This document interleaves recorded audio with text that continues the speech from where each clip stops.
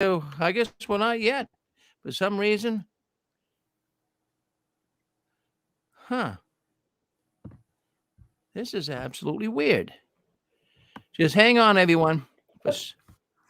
We're having a hard time going live here. Some reason I was on, must be on my end here. Oh, come on. I can't understand why they're okay. We're on now. We're live now. So, anyways, folks, thank you for coming in. This is a program we have every other Sunday. It's called Ex Jehovah's Witnesses Share Their Christian Testimony. And Anne Marie is the host. She's a former Jehovah's Witness out of Northern California. And today she has Larry John Wayne. He's in Southern California. And so she's going to be talking about Larry and how Larry made it through the Watchtower. Of course, he's out now and he's a Christian man. So I'm going to leave you guys alone and let you do it. So go ahead, Anne Marie. Thank you, my brother Rick. Hello, Larry. Can you hear us okay? I hear you fine. Larry, can you hear us okay? I hear you fine. Thank you. I want to thank you for coming on and welcome everyone. Our Sunday, we only have every other week. Today is June 18th, 2023, and this is the show Ex-Jehovah's Witnesses Share Their Christian Testimony. Today we have an old friend, an old timer with the 6 screens. I'm sure you all know him, Larry John Wayne. He had a show. I used to listen to him all the time. I'm sure you all remember him if you've been on the 6 screens for a few years. And Larry, I just again want to say welcome and how are you? And please start talking because you and I haven't talked in a long time. Floor is yours, my brother. All right, thank you. Yeah, I'm doing well, very well. And I'll just, in order to understand my story, I have to go back in time and lay a foundation. And so I'll make the foundation as brief as I can. My grandfather and grandmother of my father, of my grandfather and grandmother from my father's side, his parents, they started studying the Bible with supposedly the Bible, but with the Bible students in 1930. So my father was 5 years old when they started studying with Bible students, and we know in 1931 Bible students broke away, and some broke away, and the group there named themselves Jehovah's Witnesses in 1931. So this was a year prior to that when they started studying with Bible students. My father was, again, 5 years old, and then my father, Ronald Wayne Paffenbarger, was baptized at age 10. That was 1935. And growing up, he would later become a pioneer, like his father. His father was a pioneer early on. I think they called them cold porters at that time. So my grandfather was very active in Jehovah's Witnesses from 1931 on. And so growing up, my father, his mother died at the age of 14. And so his father didn't want to stop pioneering. So he sent his 3 kids, my father, his brother, and his sister, to live with different people so he could continue pioneering. So my father went to live with his grandmother after his mother died, and his father continued pioneering. So he was abandoned at age 14 from his mother dying and his father pawning him off to his grandmother. So growing up, my father had a hard time. And of course, as we know, Jehovah's Witnesses make you think that you're in a big family. So that became my father's family, the Watchtower organization. And of course, it's not allowed to go to war, to be in the military. So when my father turned 18, he was drafted, and instead of going to war, he went to prison. He went to prison for several years. And when he got out of prison, he went to Bethel to serve there as a Bethelite for 3 years. And after he got out of Bethel, he started.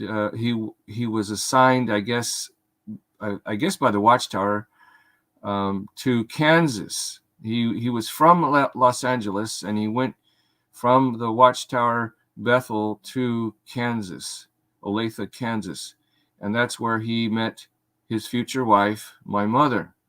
So while serving as a pioneer in Kansas, my father was about 24 when he's 24, between 24 and 25 years old, and he met my mother, who was only 13 to 14 years old.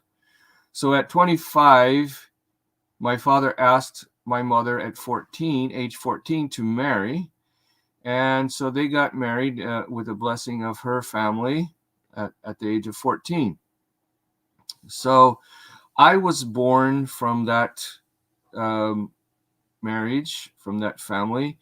And I left out in sequence, when my father was in Bethel, he changed his last name, Paffenbarger. He dropped it, actually. He dropped his last name, and his middle name, Ronald Wayne Paffenbarger, his middle name became his last name. So fortunately, I had the last name, I was born with the last name Wayne instead of Paffenbarger. So I was the middle child, third generation JW. So at 6 months old, I had breathing problems, and my parents put electric boiling water vaporizer over my bed, over my crib. And I was very active at that age, even 6 months old. I actually started walking at 8 months. So this was just before I started walking. I was already standing. And I pulled on the electric cord and dumped that gallon of boiling water over me. It poured down my back. I was wearing cloth diapers and standing in a plastic bed crib. So that boiling water burned my arms, my torso, the back of my torso, and my legs and my feet. And my father even said that he told the experience to me, and he said that my skin on my legs came off like female stockings. Females used to wear stockings a lot at that time. And he said my skin sloughed off like stockings, like a woman was taking off her stockings. So that's how badly I was burned. And this is part of my story, integral part of my story, because as that young age, I was in the hospital for a month, and they could only pick me up by my fingers, by my hands.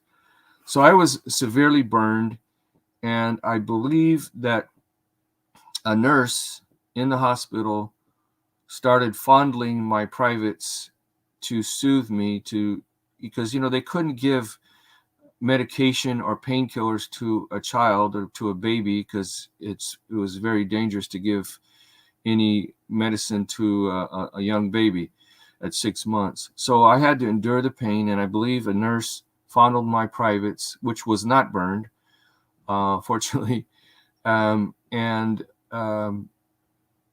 So I started having problems since then. And the reason why I figured this out is because at the age of 2, I can remember back when I was 2 years old, and I was habitually, it was a habit of self-gratification at that early age. And it's something that I was not able to break through my childhood, my adolescence, and into my adulthood, which in a JW world, it causes great damage physically, emotionally, spiritually, whatever. And it brings guilt. They really guilt people for self-gratification. But this was a way of life from an early age, way back as far as I can remember, of the age of 2. So just that as a background, keep that in mind for for what I'll tell in the upcoming interview. So I grew up as a JW, and I was taught that we, as Jehovah's Witnesses, believe and teach only what's in the Bible. And we know other religions say that also. But, Jehovah's Witnesses said that, and they put down other religions and exposed other religions for their false teachings. And yet they themselves had false teachings, which they continually changed through the years. And they call it new light versus old light. So I was taught also by my father that Jesus Christ was our mediator. And at that time, he did not differentiate between the anointed or the great crowd. He just taught me that Jesus Christ was our mediator, who was my mediator. And he taught us, the kids, that we were in the new covenant because the old covenant was done away with by Christ. So we were now in the new covenant. So you have to keep that in mind. That was what I was taught by my father as a Jehovah's Witness. And we know that they changed or clarified their teaching in 1979, April 1st, Watchtower, 1979, page 31. And they say, so in this strict biblical sense, Jesus is the mediator only for anointed Christians. So that means that 99% of Jehovah's Witnesses do not, by their own teachings, do not have Jesus Christ as their mediator. But I didn't know this at that time, but because I was taught that Jesus Christ was my mediator and that I was in the new covenant. So keep that in mind for later in the interview. So being born as a JW, Jehovah's Witness, going through puberty, I had never dated during that time. Actually, I didn't date until I was about 19.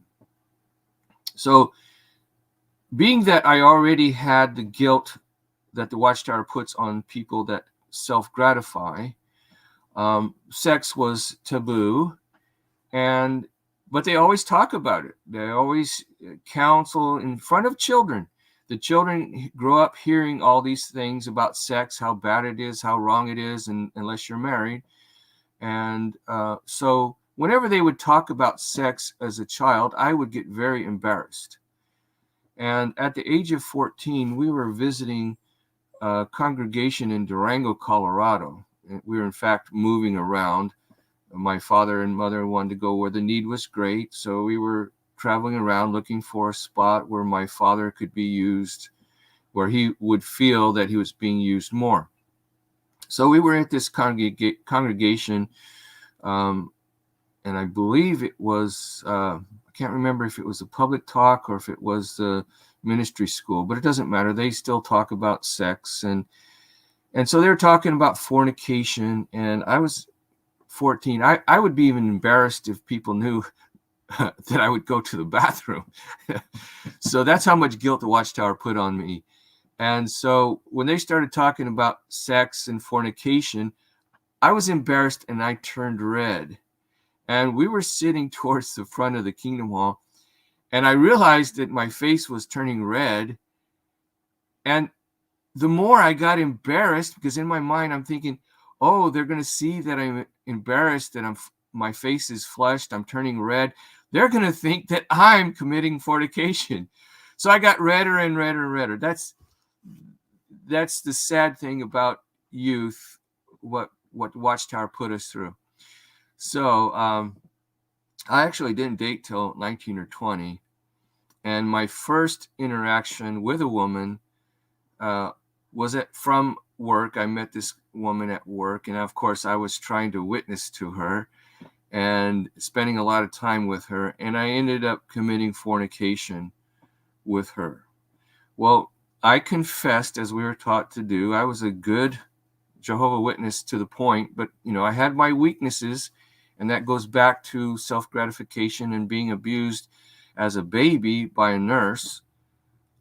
And so I committed fornication, but I confessed, and I was put on private reproof.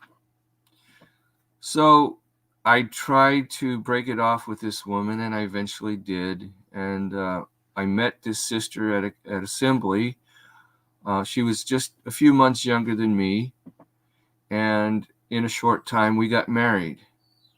So it was about 6 months from the time I met her into the time we got married.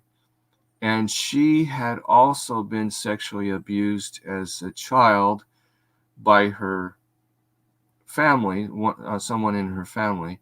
And so she had her problems, and I basically didn't have my problem, only because I was married now. I didn't need to self-gratify. So I was married, but she had her problems, and I won't go into that. So needless to say, our relationship, our marriage didn't last. So just over 2 years, we were divorced. And I did have grounds at the time I started a divorce, but we had a weakness of giving into sex, both of us. So even though she had cheated on me, I had sex with her. And so according to the Watchtower, if you have sex with someone after the fornication or adultery, then you're not scripturally free to divorce anymore. But I went through with the divorce because we were having such problems. But the congregation told us that we were not scripturally free to remarry. So basically we were still married. So we still at times would get together and had sex because we weren't free to find someone else, and we were technically, by their terms, we were still stuck together. So needless to say, we were both disfellowshipped for having sex with each other, and even though by the Watchtower standards we were still married. So I was disfellowshipped for only 3 months, but my ex-wife, because we were already divorced, she stayed disfellowship longer because she ended up getting pregnant by another man. And that's a long story in itself. I became the little girl's daddy for 3 years, but that's not really into what I need to say about my story. So it took me about, me and my wife, we kept even after she got pregnant and the baby was born, her baby from another man. I was like the baby's father for up to 3 years. But she met another guy that was studying with the Watchtower, and they got married in a short time. So I was left alone, and she got married, and so she started her family away from me. So it took me some time to get over it. It actually took me 12 years to get over that marriage and divorce. And so since she got married, I moved back to California in 1988 at the age of about 29. So I met a sister there in California, here in California, in Oxnard. And I was still dealing with the pain of the divorce. So I wasn't so quick or desiring to remarry at that time, but the Watchtower pushes young people to get married. They don't want you to date very long. So this caused problems between me and her, and I tried to break it off, and when I tried to break it off, she would cry, so I'd give in, and I wouldn't break it off. But during that time, we committed fornication. So I believe we were both, I know I was, put on public reproof. And so eventually she met another brother, and they got married in a short time because since I didn't marry her right off, her family pushed her away from me and got her. Well, she met this other brother and she got married right away. So she got married and I was still single. And so I tried to do what's right. I was always trying to do what's right, but I had that weakness that I told you about. So I started working in '88, and I got injured on the job on a back. I was a backhoe equipment operator, and I injured my back, and I ended up going on permanent disability. And even though on permanent disability, they allow you to work, but you can't make over a certain amount of money or you lose your disability. So I was able to stay on disability and work part-time. And what I found to work part-time was acting. I worked in the films for many years actually, major films, TV, commercials. And I was very happy doing that. I would meet famous people, and I was so excited to share it with my brothers at the Kingdom Hall. And at first, they were accepting of me sharing. But by this time, I had already started pioneering. I was full-time pioneering because I was on disability. I had time, and I had a limited amount of money. I was staying with a brother and sister, helping them and pioneering and working part-time in the film industry. Well, one of my pioneer partners, he eventually started objecting to me working in the film industry. So I just stopped sharing my experiences. And when he found out that I was still working in the film industry, he said I was deceitful because I didn't tell him. So he was an elder, so this put a rift between us and actually between the majority of the elders, because he, at that time, kind of led the brothers into looking down on me. And added to this, when I was going door to door, I went door to door with one of the elders' wife. And, in conversation going between doors, door to door, she asked me what was my goal in life. And I shared with her, I was still young, I was in my early 30s. And I told her I wanted to find a sister, get married, and have a family. Well, she told me point blank that no sister would want me because I'm on disability. I don't have a nice car. I don't have a home. I don't have a nice house. I don't have a profitable job. And even though I was a pioneer, she said no sister would want me. So that affected me very adversely. So I ended up starting dating what we called at that time worldly women. Well, worldly women didn't mind if you didn't have a job. They didn't mind if you didn't have a car. Some women even were willing to support me, which I didn't want to be supported.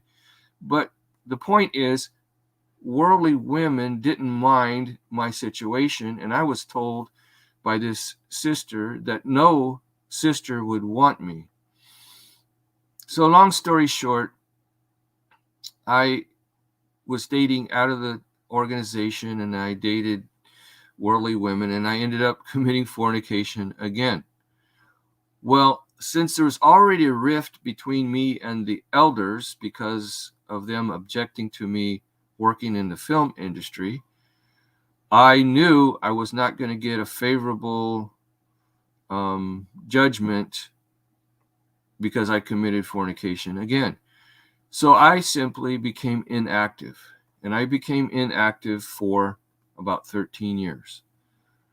So that sets the stage, my past and inactivity. So I was inactive for 13 years. So during the last couple of years of that 13 years, there was a couple of elders who I had never met before, but they found out that I was a witness and they took it upon themselves. They were trying to reactivate me. So they would always come, and my intention was to go back when I felt strong enough to confess, because I knew they're going to disfellowship me. So I started, because they encouraged me to come back, I started coming back regular to the meetings. And by that time, I had become celibate for 6 months, and I didn't miss a single meeting for those 6 months. So I felt strong enough to confess. Well, the very day that I confessed was the very day they sentenced me to a spiritual death. No mercy. And that's a long story in itself, how I was treated in that judgment of the committee meeting. So I was disfellowshipped, and I went 3.5 years, not missing a single meeting, and they still did not want me to be reinstated. Now, keep in mind, the very time that they were going to disfellowship me, it stated in their Watchtower, which was already published, was already distributed among the Jehovah's Witnesses, but it hadn't been studied yet. I believe it was the November, it was either October or November issue of that year. It was 19. Let's see. No, I think it was 2000. Anyway, whatever the year that was, I got disfellowshipped. I believe it was 2008. It was 2008. So that very year, they had a Watchtower that said that if a person is inactive for years and they have committed serious sins and they come forward and confess, they will not be disfellowshipped. And yet they didn't follow that. Even after it was studied, after I was already disfellowshipped, they didn't care. They didn't correct their mistake, because they were told by their own organization that I should not be disfellowshipped. And yet they disfellowshipped me and kept me disfellowshipped for more than 3.5 years. Well, during that time, I met other people who were ex-Jehovah's Witnesses, and I came on the 6 screens. And so I found out from someone on the 6 screens that Jehovah's Witnesses taught that Jesus was not our mediator. Well, I couldn't believe that. I did not believe it. I was still in the Jehovah Witness mode early on, in the first year of being disfellowshipped.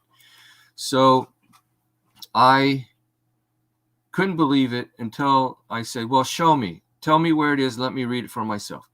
And they told me. I read it. I couldn't believe my eyes. Yes, they taught that Jesus Christ was not our mediator, only for anointed ones, which is there is a very limited amount left, maybe 14,000 to current standards. So 99% of Jehovah's Witnesses do not accept Jesus Christ, and most of them don't even know it, as I didn't know it. It had come out in the Watchtower very clear in 1979, and all that time I had missed it for some reason, and most witnesses have missed that point. So when I read that for myself, I was done. I was done with Jehovah's Witnesses. They are a false religion. When they claim or they teach that Jesus Christ is not our mediator, I was so done with them. So I started studying the Bible and started learning the Bible instead of Watchtower propaganda. So that's my journey, and I'm still learning. We're all learning, and I'm trying to help other people come out and understand, and how bad this organization, what they do to people and how they treat them. They act and say that they're a loving organization, but they're really not. Only if you're in their group. And by the way, when I was still a Jehovah's Witness, I was in certain tried out my hand in multi-level marketing. And in multi-level marketing, people are so loyal to their product, like a religion. And it just felt so much like the Watchtower. And so there are very close parallels between multi-level marketing and the Watchtower. And I've come to learn that. And even in other religions, every religion thinks that they're the true religion and they're loyal to their religion. Regardless of what the Bible actually teaches, they're loyal to their religion. So that's a sad truth, sad reality. And so now I follow Christ. I follow the Bible. I don't belong to any organization, to any religion. And I'm on a journey to help other people and to help myself to continually try to follow Jesus Christ as best as we can. Of course, we're not perfect, and Christ knew that. He didn't ask for perfection. He just asked us to follow him. So that's what I'm trying to do. So that's my story in a nutshell. So if there's any clarification needed, or anyone that wants to ask questions, or what I've been doing lately, what I did in the past, feel free to ask me. And I hope you're still there, Anna Marie.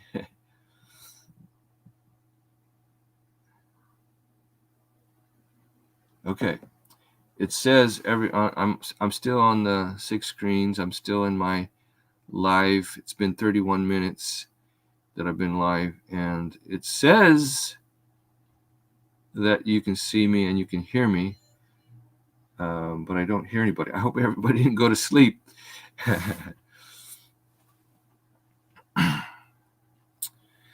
So until Anna Marie comes back on, you can see my library as it is. I have Watchtowers and Awakes and publications, and so I've done my research, and I've actually found more than 30 false teachings of the Watchtower. Larry, can you hear me now? I hear you now. Yes. Oh my goodness, I was unmuted. I'm sorry, I didn't know what happened. Oh, that's all right. I didn't know you couldn't hear me. I'm so sorry. That's all right. Anne Marie? Yes. Marie? Kurt. Yes, sir. Hello. Hello. Hello, my brother Kurt. Good to hear you. I wanted to tell Larry what a fantastic, really, I mean that, a really fantastic interview. He was very professional, and he has a lot of guts, I have to say. And I want Thank you. to thank Larry, thank you and Larry and Rick for that interview. Yeah, very good. Yeah, it was good. Thank you for saying it, Kurt. Yeah, Larry, I also want to say thank you so much. You were very sequential, and I don't get very many people who actually can be sequential. They sometimes will start talking about one thing, and then they start explaining, and then they explain the explanation, and I have a terrible time trying to follow what they're saying. But you were very clear, very sequential. I still see your father at 5 years old being exposed to Watchtower, taking after his father. I couldn't believe your grandfather split up his children after your grandmother died so he could pioneer. Who does that? You always put your children first. I'm sorry, but this is kind of what sorry, go ahead. And that set the pattern for my father. So of course, when I stopped being part of their cult, he severed ties with me.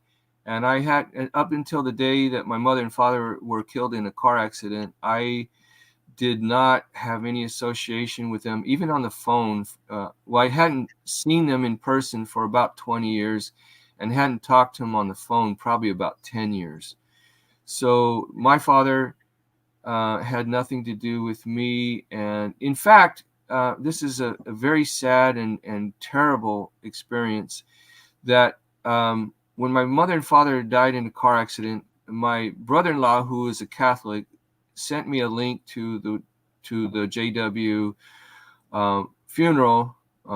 It was during COVID, and so I was watching it on their internet. I forget what you call it, Zoom.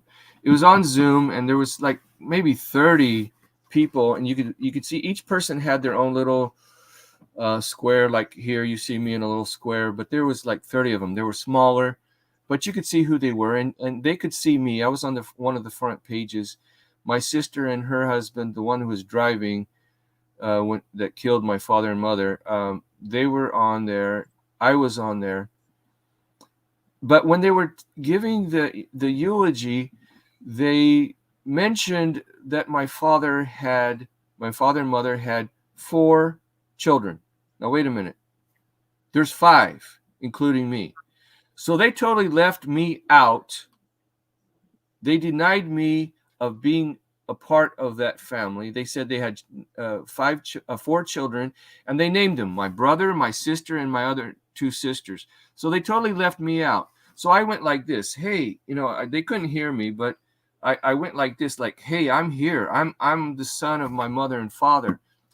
And because I did this, waved and like, hey, I'm here, they shut my camera and blocked me from any further being part of that my own parents' funeral. So that's JW for you. And so I was not counted as one of my parents' siblings, or not siblings, children. So I wasn't a sibling in that family. And so the more than disrespect to me, it was disrespect to my mother. Now, my father, all he did was he had sex with my mother, and here I am. But my mother gave birth to me. She nursed me on her breast for 3 years. And yet they gave her no credit of raising me. All the trouble that I put my mother through, because I had breathing problems. I got burned. I got poisoned. I was a problem child, not because I wanted to be, but they had problems with me, health problems. So my mom went through all that. So they disrespected my mother by leaving me out as one of her children. And so, yeah, the Watchtower, I tell you, I have no desire to ever go back there again. Right. Yeah, go ahead.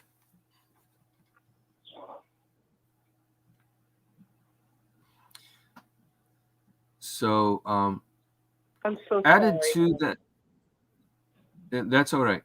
And I was telling on the 6 screens a while back, a few weeks ago, a couple of witnesses were walking by, and it just happened we crossed paths. I was walking to my car. They were walking on the sidewalk, and it was somebody who had never met me. I never met him. He was an elder. I think his name was Gary something. And he stopped me and said, do you have time to talk? And the other guy that was with him knew me, and he whispered to him, oh, he's disfellowshipped. And so this elder said, well, I'm an elder. I can talk to him. So he started talking to me, and he says, well, I hear that you're disfellowshipped, and we'd like to encourage you to come back. And so I basically, in a nutshell, told him my story. And he says, wow, it's obvious that there has been they have treated you wrong. And he was referring to the elders. He says, you've been treated wrong, and we'd like to encourage you to come back. And I would like to, me and another elder, come and talk to you. Well, I'm not afraid of them. So I said, well, I don't think anyone else is willing to come with you, but if you want to come, you're welcome to come. I'll talk to anyone. So that's been several weeks. And needless to say, no one has come to my door. No elders have come to reenact me to them, make me active again. So I knew that they wouldn't come, and they haven't come so far. It'll be interesting if they do. Of course, they will not reactivate me because I know their lies. I know their false teachings, and so many of them. I like I said earlier, I found 30 false teachings of the Watchtower, and they simply put it off as new light versus old light. But the fact that they do not accept Jesus Christ as their mediator as a whole, that's says so much about being a false religion. So they're my brothers and sisters. So just like a Catholic or a Baptist, a Jewish person, we're all human. We're all brothers and sisters. Christ died for us, regardless of what our personal beliefs are. Jesus said he came to save, not to judge. And yet, and I do want to say, Jehovah's Witnesses judge on a regular basis. They judge other religions, they judge each other, and they put other people down. And many people that have come out of that do the same thing. I have been judged by persons accusing me of things, and really they're false friends, just like Watchtower are false friends. So I really have few real true friends. What I will say, I consider Kurt one of my closest friends, XJW friends, even though he's still a Jehovah Witness in name. We have become close friends, and I cherish that.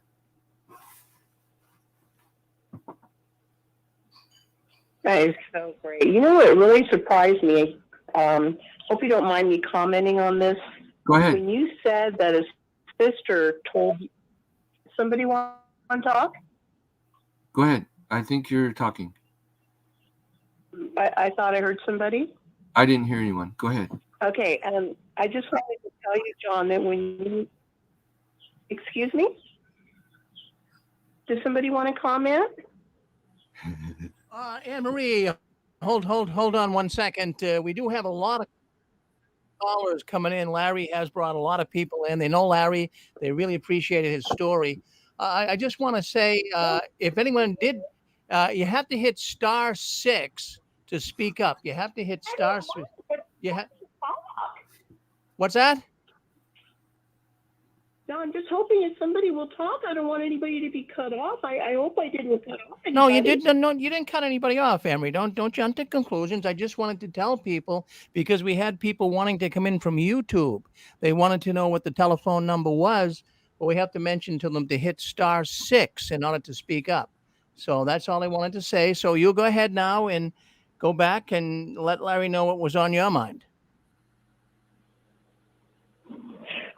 Thank you. No, I was really surprised when John said that this sister who asked him what, his goals were, that he wanted to get married and have a family and whatever, that this sister, according to what Larry said basically no sister would want him because this, that, and the other. And I'm like, what? How could I thought it was just me, because I was always told nobody would want me because I was used merchandise and damaged goods, and I wasn't good enough because of this and because of that. Nobody's ever going to want you and all your burdens. And here's this nice, loving, hardworking, spiritual brother being told that mess. Oh my goodness! Anybody like to comment or ask Larry John Wayne a question or comment on his testimony? Great testimony, by the way. Thank you. *6, please. Yes. Yes. Go ahead. This is Thomas Hodgson from Lawrence, Kansas. Hey, Thomas. Hey. Hey, good talking to you, Larry. Man, I'm so sorry what they put you through, brother. That really messed with my head a little bit when you was telling about how they had left you out, talking about all the kids. I remember that when you told that on the 6 screen one night. Man, that bothered me, man.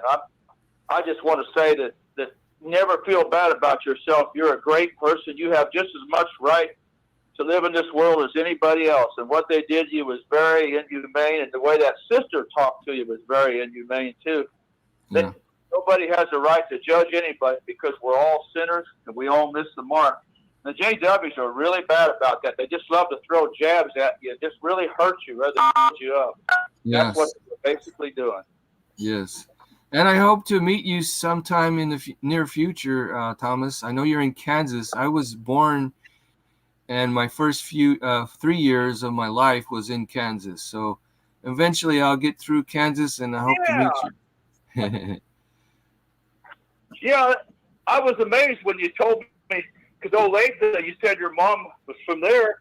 Man, that's only about 25 miles from you. So that was quite a thing to find. I didn't realize that. That's interesting. Yeah. A side note, let me tell you something, how dysfunctional our family was. And I've said this before, I don't know when it was, but you know, I was pretty close to my grandmother, who was my mother's mother.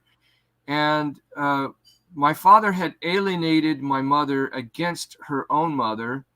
And so she basically was taught by my father that my grandmother would tell lies.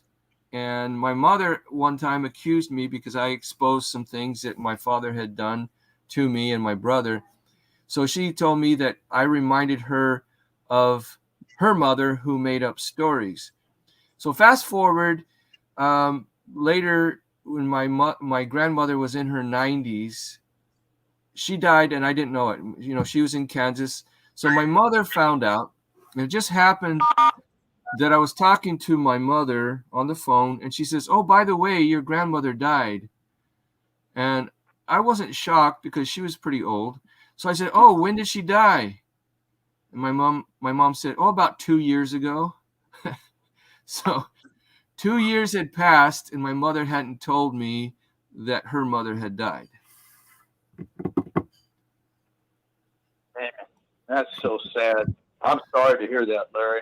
Those things really hurt a person. The only way we can manage that kind of stuff is turn over to God in prayer. And I'm glad that you became a Christian and broke free of all that stuff. Yeah, thank you. Well, you know, in my case, I'm very fortunate. I'm very honored or privileged or whatever you want to call it, that I have a personality that I don't need them. I overcame the Watchtower. I don't, you know, I'm adjusted. I'm totally adjusted. I don't need them. I don't want them. So I don't have any pain from them. If I think back, you know, I get a little angry because not because what they did to me, but what they did and they do to other people. That's what angers me, is that they've done it to other people and they're still doing it to people. And that's what makes me angry. To me, my past life is just like a story. It's like I watched a movie and it's over. You know, I can think about it and rerun it in my mind, and it's still just a movie. So I don't have any lingering pain, and that's unfortunate that some people have continuous pain and they can't get over it. That's the sad part, what Watchtower has done to people. Yeah, it's an example of shunning in the family and how it can destroy, or nearly, and sometimes completely destroy a family. Yes. Hey, Kurt. You're a good man. Good man. Yeah. Well, Larry, this is Rick Farron. I really am doing a great job on here. A lot of people listening in. They're coming in from pretty much all over the world. But, you know, I'm thinking what really stands out, I mean, you went through a lot as a young child and growing up with this cult. But the woman that you're walking, you know, door to door with and saying that, you know, nobody would want you, well, what do you say to a person like that? What do you really, I mean, how smug, how below the belt can you hit when a person says that? And I've heard that before. You're not the first one I heard that from here on the six screens.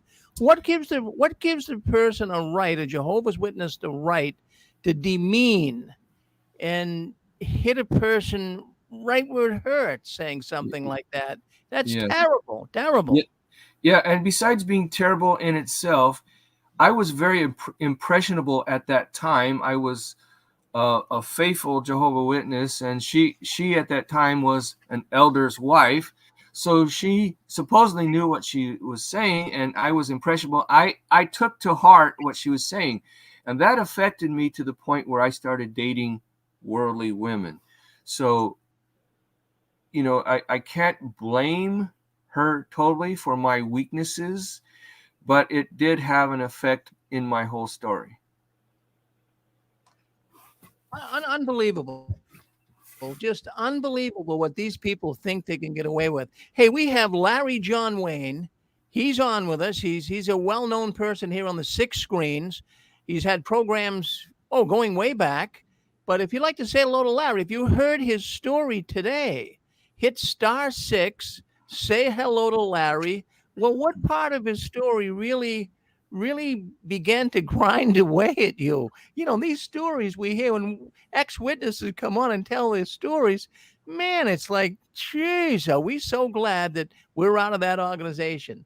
So come Yeah. on, say hello to Larry. He'd love to hear from you. I know there's a number of people on here, so hit *6. Say, hey, Yeah. Larry, that story was unbelievable. Yeah, Thank you. it's And amazing to me, Larry. So no, yeah. you look, yeah. Go ahead. I just want to add to the story while we're waiting for a caller to answer or ask me a question. You see my hair, I parted in the middle. And in the Watchtower, I was always judged as having long hair. My hair is actually not that long. And my hair was shorter than my father's. My father would comb it back, and it was long enough that would keep it down. So there was a lot of brothers that had longer hair than me, but my hair was shorter. But because I have a lot of hair, it looks like my hair is long. And I part it in the middle. Most of the time I part it in the middle. Well, I got counseled by an elder. He was a couple years younger than me. So he was a young elder. He had just been appointed, and he took it upon himself to counsel me. So he wanted to show off. He had me sit down on the edge of after the meeting, he had me sit down on the edge of the podium so everyone could see that he's disciplining me. And he was counseling me on my hair that was parted in the middle. He said that if you look at the Watchtower, all the illustrations, you don't see somebody's hair parted in the middle. That was his counsel. Well, guess what? I still parted in the middle. That's how ridiculous and petty they are.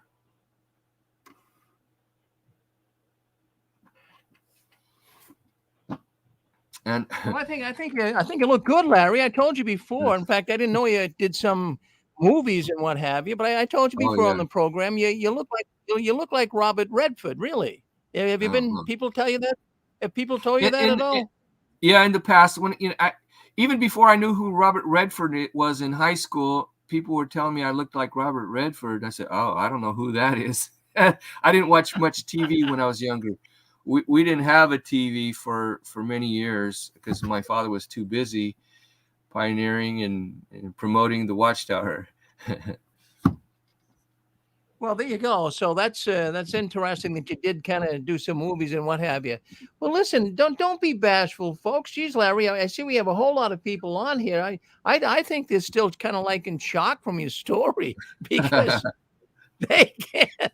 I mean, come on, say hello to Larry. Geez, do I have to put a gun against your back? Come on. Go. Okay, here we go. Okay, let's go. We got Arizona and we got Michigan. Well, let's go with Michigan first. Yeah, hello, Mr. Larry John Wayne. Hello. Hello, can you hear me? Yeah. Yeah, I hear you. Yes, I'm Ken from Michigan here. Thanks for coming on the 6 screens, and my heart goes out to you, and I'm listening to your story with a lot of sadness. Oh, I'm okay. Don't worry about me. It's just what the Watchtower Society has done to the people and all that in the name of religion, and I'm sorry to hear of your plight and so forth, and sorry to hear how insulting the Watchtowers, that lady was to the Watchtower Society. But I've got news for the Watchtower Society as well. They got nothing I want, I got nothing they want. So whatever that's worth out there. Yeah, I agree. I'm the same way. I don't know what to say at all that, but my heart goes out to you, and we're going to keep on working to kind of bring this cult down and to put an end to this. Yes. Put an end to this socialist Nazi-style abuse that they've been perpetrating around the world. Yeah, and I left a lot of out. I left a lot of details out. If the harshness of elders, the crazy things they say, the crazy things the Watchtower teaches, the promotions that they do. I left so much out. There's I couldn't do it all in an hour. So I basically just told my story. So thank you for appreciating that. And I welcome anyone else. There's a lot of stuff that you can't get into. I mean, there's so much to tell and all that. It has to be edited because there's no way you can get it all in, just get it all in one and so forth. And same thing with the cases that come out here. I mean, this is just a fraction of what went on throughout the years since the Watchtower Society formed.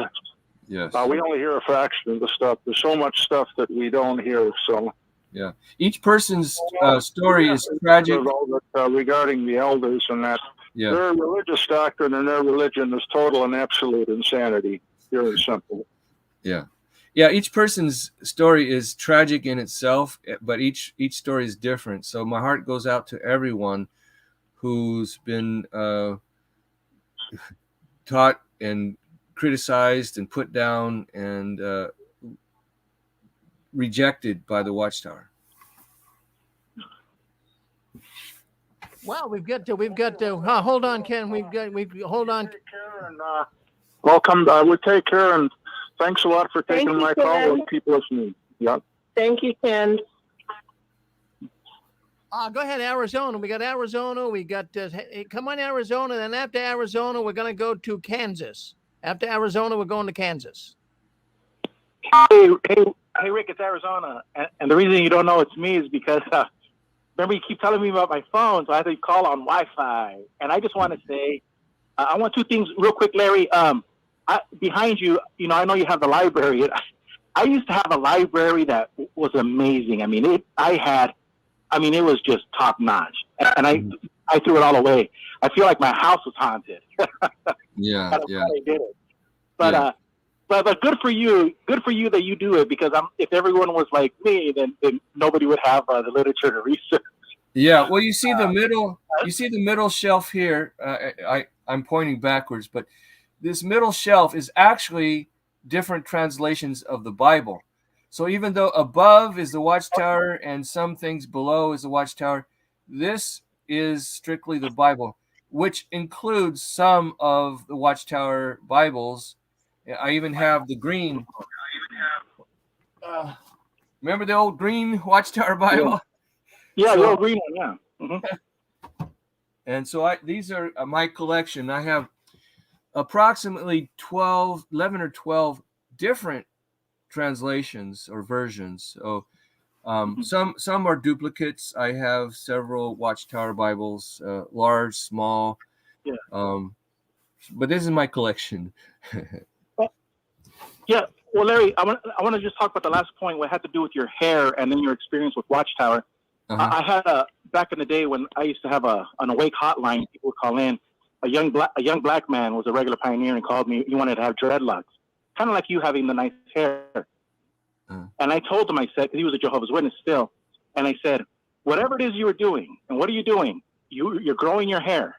Well, work at it to the Lord. Work at it wholesale to the Lord and not for men. So if you're going to grow hair, let the whole world know that God gave you a beautiful set of hair. And the young kid was excited, and he goes, I'm going to do it. I'm going to do it.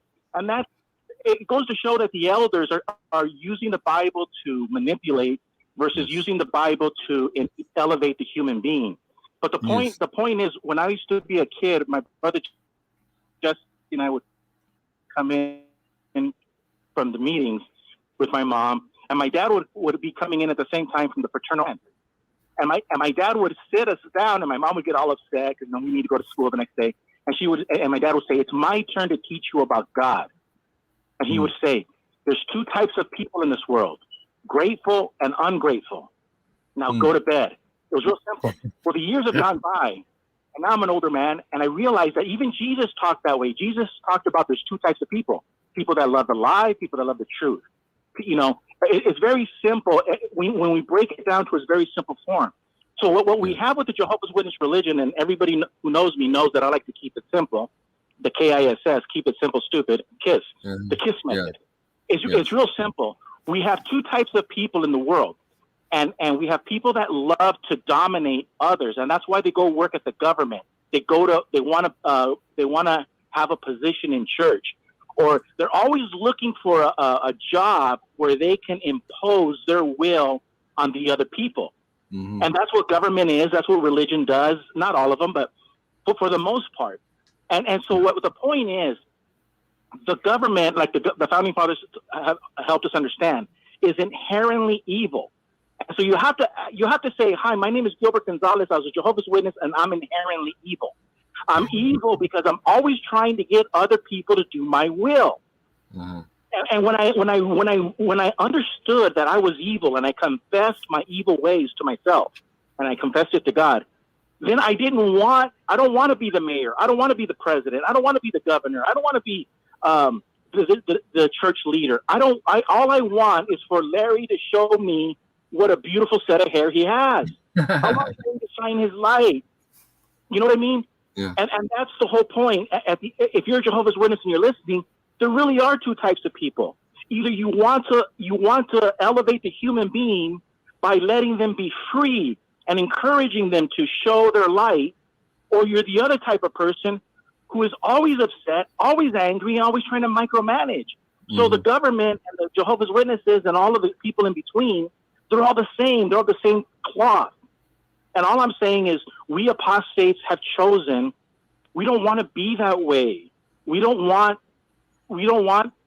to impose our will on other people. And I think that is, for me, is at its most simplest form. Mm-hmm. Well, this is what you have with Jehovah's Witnesses, and this is what you have with apostates. And the apostates have finally confessed. We confess that we don't want power. Look at Rick Farron. Rick Farron can use this show to make a lot of money. And if he did, God bless him. But he's shining his light. He's choosing not to be a burden on people. He's choosing to shine his light. Right. And that's the Watchtower. If Watchtower had control of the sixth read, Watchtower would be milking it. Yeah. And that's the difference, my friend. That's the difference. So choose wisely and be like Larry and shine your hair for the nation. Okay. Thank you for that, brother. I just want to say on behalf of myself, I won't talk for anyone else, because there's a lot of people here that consider themselves apostate. I do not consider myself an apostate. I was taught by my father, even though at 16 I got baptized. I was underage when I got baptized, but I was taught by my father that we followed Christ, that we believed the Bible, that Jesus Christ was our mediator, that we're in the new covenant. So my beliefs have not changed, because my beliefs were actually based on the Bible. Now, I was distracted, as many of us were, by the organization that wants to push you here, push you there, restrict you this, restrict you that. But my belief system did not change. I still believe in the Bible. I still follow Christ. Jesus Christ has always been my mediator. I've always been in the new covenant. And when I got baptized, I did not get baptized into an organization. I got baptized to Christ. So that being said, I do not, and I will not accept, I will not give the Watchtower power over me to say that I'm an apostate. I am not an apostate. I'm a Christian. I follow Christ, and I've been that way since I can remember. And the only difference is I do not follow men anymore. I do not follow cults anymore. I do not follow any false religion anymore. And the truth be known, Jehovah's Witnesses, a lot of them came out of other religions. So therefore, most of them are apostates by their own definition, but they don't accept that. So I didn't come out of any other religion. I didn't actually come out of the Watchtower. I don't belong to them. I never did. I just didn't know it. I belong to Christ. I always have, and I am not an apostate. Thank you. Hey, Rick. You looking for me? Finish with this, Rick. Yes. This guy needs to be a regular. Well, he wasn't. Back on. Well, he was a regular at one point, and when he is ready to do it again, we always have the red carpet out for Larry. He knows that. Excellent. Thank He's you. amazing. He's amazing. God bless him. God bless all you. Thank you. Hey, Larry. Hey. Larry. Yes. I Hi. You know what, Larry? Your testimony is amazing. I just want to thank you for reiterating the point you brought out about Bible versus man's teachings, man's ever teachings. Always, always have the Bible as your guide, because you said it before early in your testimony that the religion, when it conflicts with the Bible, wants to stay loyal to their religion. And this is, of course, what Watchtowerites or, Jehovah's Witnesses do. And if the Jehovah's Witnesses, who claim to be true Christians, God's chosen people, the only true religion, the truth, if they would just be like the Bereans, I think it's wherever it is, Acts 11:17 or 8:7, somewhere in Acts, when Paul praised the Bereans, not just for accepting the good news about salvation through Christ. He said that's great, but he praised them specifically for checking or examining the scriptures daily as to whether these things that they were being taught were actually true according to the holy writings. And this is something that I wish every Jehovah's Witness would do, because while they put down people like Rick and you and anyone else who tries to show them or tell them the truth about what God's word really teaches, they immediately shut down, because that's what their indoctrination programs them to do. And they don't want to hear the truth. They want to worship their God, their religion, the Watchtower cult.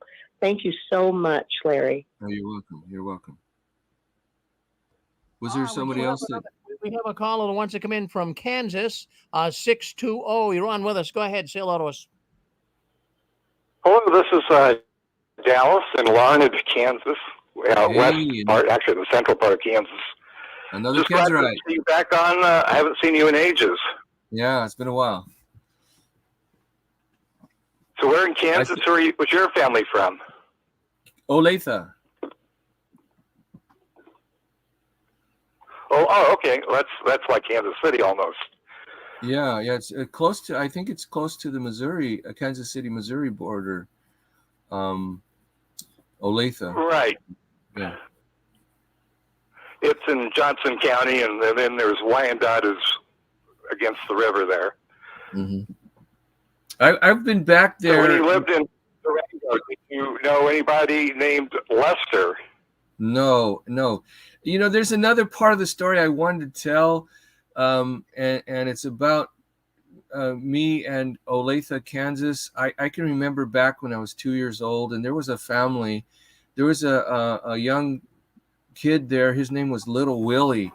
It was a black family. And when I went back, when I was in I think I was in my 30s, I went back and I met him again. He wasn't little anymore. He was taller than me. Big black guy and thin. And we played, he was with some friends out playing out in the street and playing catch with a football, and I joined them. It was very pleasing to meet somebody from Olathe that I had known when I was a child. Well, I did 30-some years in Colorado, so to me, Olathe is in Colorado as well, over by Montrose. Okay. I lived in Colorado for a few years. When I was moved to Denver from Arizona, 1972, the Jehovah's Witness to Kingdom Hall. How long were you in Durango? He drove me to the Kingdom Hall. Anyway, he's now an ex-Jehovah's Witness, and he's a Methodist minister now in Monte Vista, which I think is east of Durango. You said you were in Durango or Denver? But his name was Lester Hughes. Well, mostly Denver. No, Okay. I just happen to know him. He moved to Cortez and then Callahan, Colorado, and he's been around. But I'm just glad to see you on, and glad to hear your story. That was kind of interesting. And thank you. I kind of want to apologize for annoying questions from years ago, but I think we've all survived and grown. Yeah.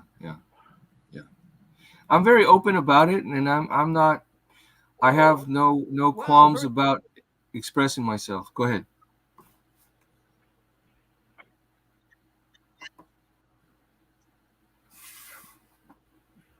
Yeah, I just. That's why I like to listen to you. Thank you.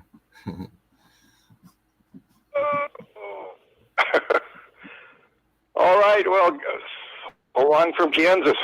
All Bye-bye. right. Thank you. Thank you. Well, thank Bye-bye. you, Dallas, for coming on and talking. Always good to hear. Yeah. Did Linda James want to say something? I just saw Linda James on the screen, and then she popped back off. Linda, did you want to say hello to Larry? I see there you are. Okay, you're on with us, Linda. Yep. Yes. Hi, Larry. This is Linda. Hey, Linda. You know, you're not the first situation you're not the first situation I've heard of that's been counseled by an elder regarding, you know, especially a man parting their hair in the middle. Dan Clark. If some people that are listening, Dan and Angela Clark, he too has been counseled for the same thing. And see, Wow. I am a hairdresser, and it's very rare for someone's hair to naturally part in the middle. You know, but it is a real thing. So Yeah. I'm just laughing about this. I just think it's so petty and so It is. ridiculous. Very, very, very petty. Yeah. Yeah.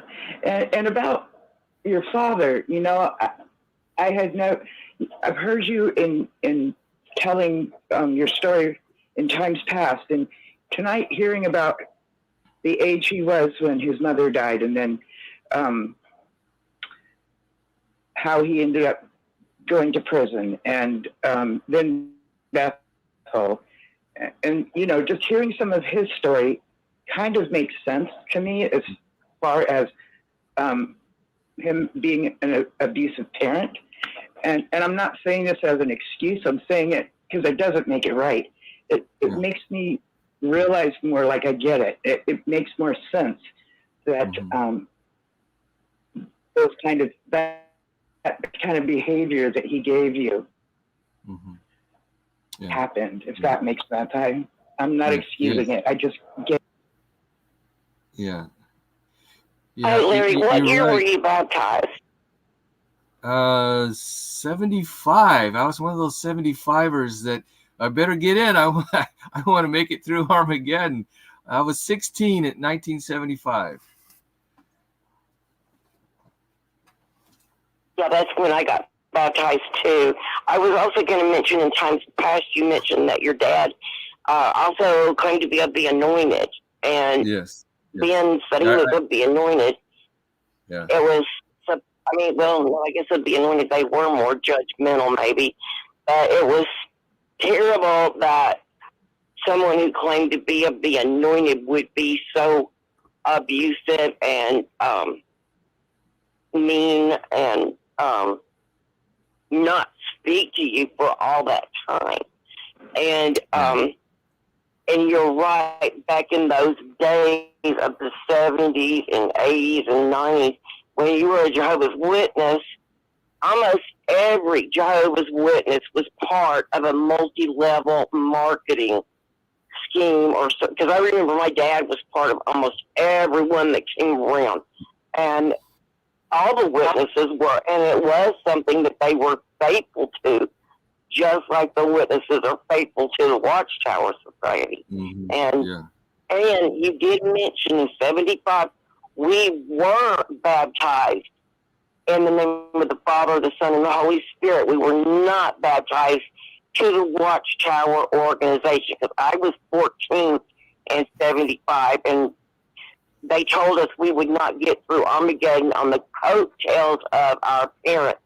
Those and they keep saying they did not predict Armageddon was coming that fall, but they did. And those of us that were around, actually, not the ones that are new nowadays, you know, are the ones that have grown up in it way later in years. We weren't taught that from the platform at the Kingdom Hall of Jehovah's Witnesses. And we were scared that if we were not baptized, that we would not make it. Yeah. That's right. Armageddon. And then, like, so again, we were kept expecting it any day. And I think Jimmy Carter was the president. I don't know if that was him or not, but it seems like he was. But then when they declared the year of peace and security, we were still awaiting Armageddon any day.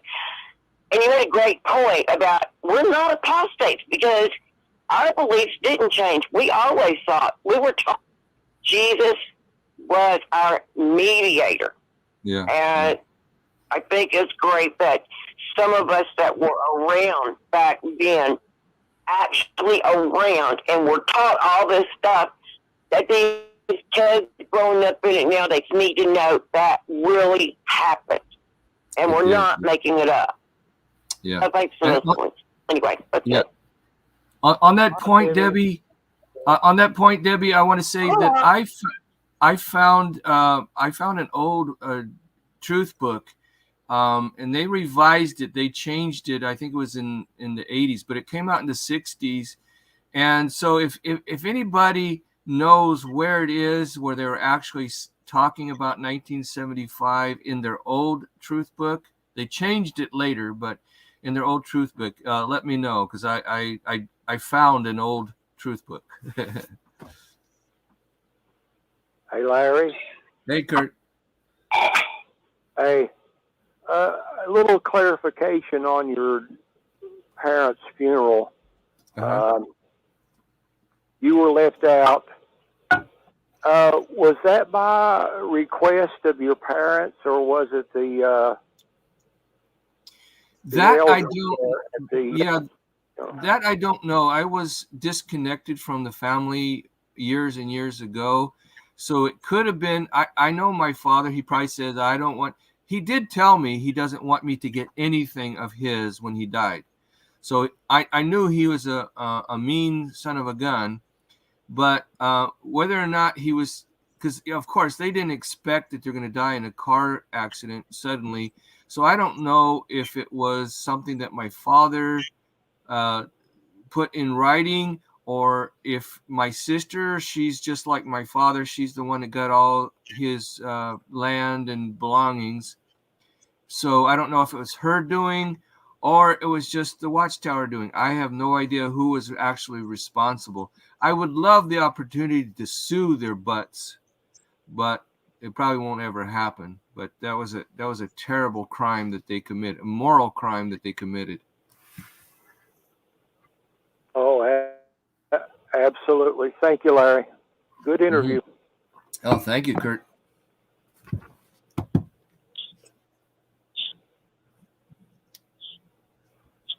So, Rick, how are we doing on time, my brother? Well, I'll tell you what.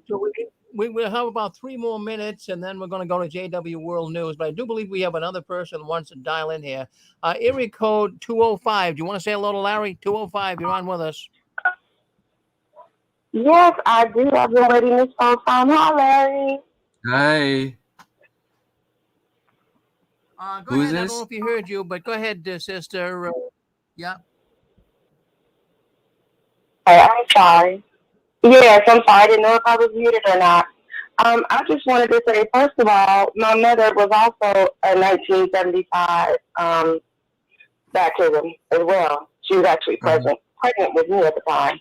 So, so that's my only baptism was when I was in the womb, and she would not allow me to do it until I turned at least 18.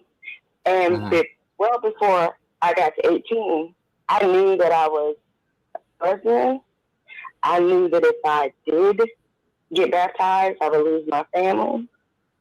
And I knew that that wasn't something I was going to be able to do. So I said, okay, well, I will just fade out and kind of toe the line for a while. And still come to certain events, see what happens.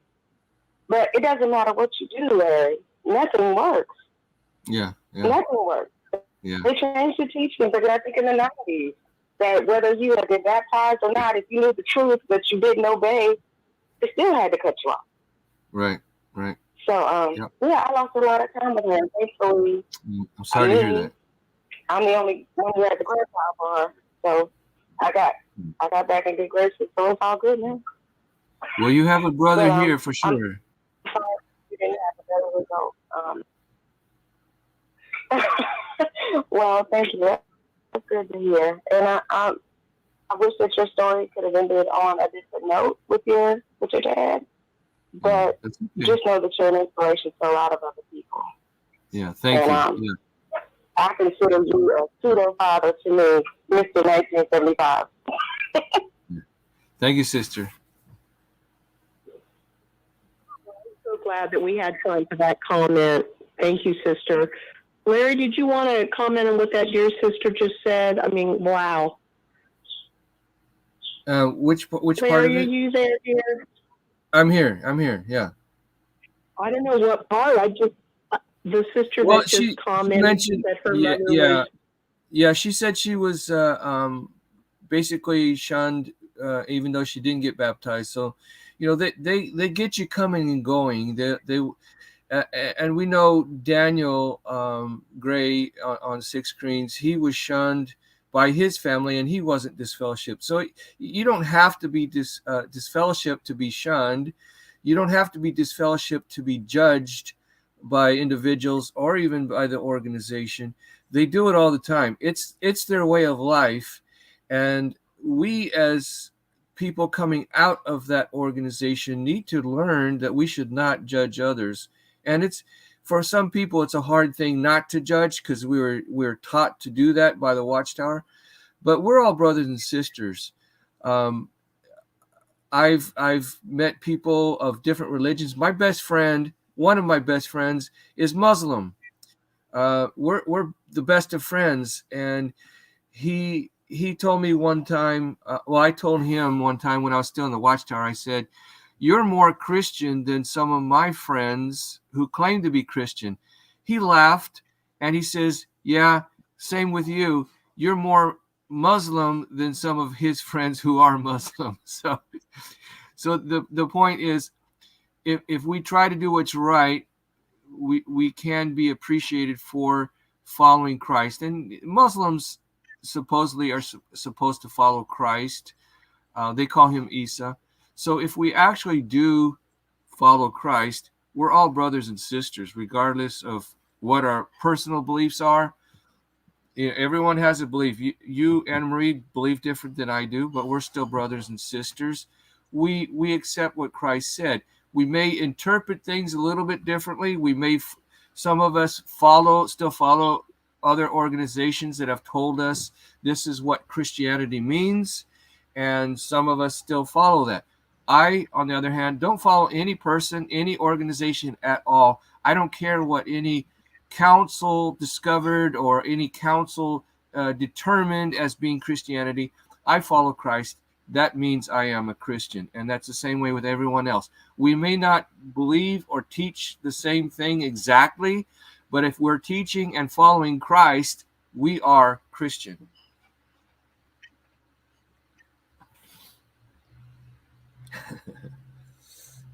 Larry, I want to thank you. What a lovely, lovely way to wrap up this show, what you just said. I cannot wait to listen to what your testimony on the archives on YouTube. Thank you.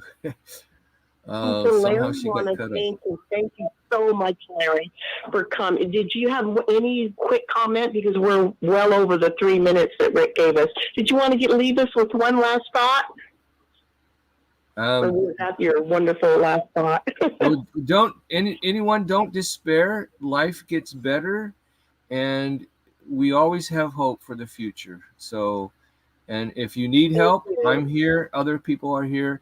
So I'm accessible. My email is kindloving2001@yahoo.com. So anyone's welcome to call me, text me, send me email.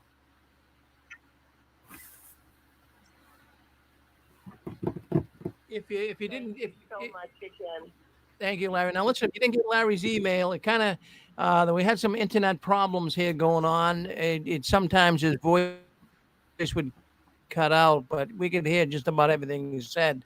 Anyway, if you want his email, write me at JW World News, gmail.com, and I'll send you Larry's email, and you can get in touch with Larry. Well, Larry, thank you very much for coming on. We really appreciate it. Great interview. And if you want to watch it, it's going to be uploaded. You're live streaming. It was live on YouTube right now. So when it ends, it'll be uploaded. They upload them automatically. But if you want to listen to what went on and get an idea how it all went, go to my YouTube, Rick Ferrin YouTube. It'll come up. Rick Ferrin YouTube. It will come up.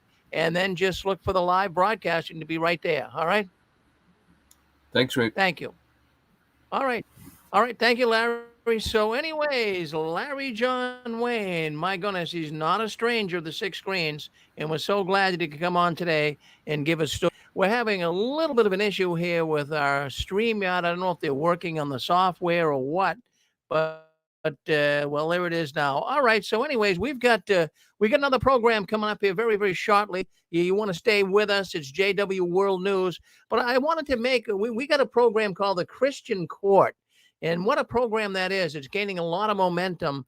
And if you guys want to come in and listen today, it's on at 4:00. And we have two scholars to answer peculiar Bible questions. Now, one of the questions they're going to be answering today, it comes right out of the Watchtower. Can demons attach themselves to non-living, inanimate objects? Oh, the Watchtower says they could. They had us throw out all kinds of jewelry and clothing and everything you could think of. They would say, well, maybe the demons are in it, but why don't you join the Christian Court at 4:00, and you'll find it very, very fascinating. So we're going to end this program, and then we're going to go to JW World News. So we'll pick that up in about 2 minutes. So we're going to end the program right here, and we thank Larry and all the people that came onto the program today. Thank you very much for coming in and being with us. We appreciate it. Thank you. So we're going to end the broadcast, and we're going to end it here. Boy, it's just not working quick today for some reason. I'm not sure why. I've never had this be so slow. I can't believe it. But we'll end it right here. And it hasn't ended yet. Okay. We're waiting. It's unresponsive. We're trying to end it.